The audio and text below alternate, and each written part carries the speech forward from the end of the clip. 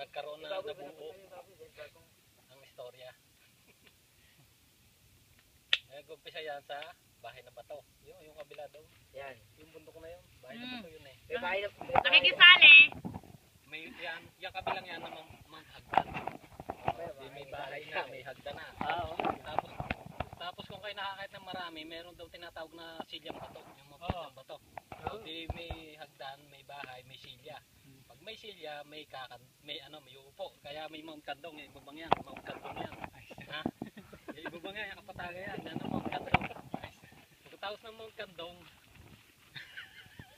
yung sulok na yun, yung pagkitang yun, ang tawag sa lugar na yan, Bukatutan. Parang hindi ko na yung sinasama sa pag mga estudyante sinatabihan ko eh. Pagkatapos ng Bukatutan, nagpatong. Kaya yung Mount nagpatong. Pagkatapos ng Mount nagpatong, nagputok. Pero pa nun? Oo, may Mount nagputok. Pagkatapos ng nagputok, Mount Tala. Batala. Bakit Tala? Kasi, di ba, Tapos na eh. Climax na, nasa langit na. Pagkatapos na kaya may Mount Buntis. Pagkatapos ng Mount Buntis, may Mount Bunga. Pagkatapos ng Mount Bunga, Mount Marami. Dumami. Wala.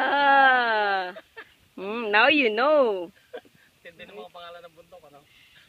Ilan ang mountain sa Cavite? Parang ang dami, no? Parang dikit-dikit. Kulang pa yan, pero yung bundok na yan, lahat may pangalan. Pero yung mga unique na pangalan, yung ilang pinagsama-sama ko. Kasi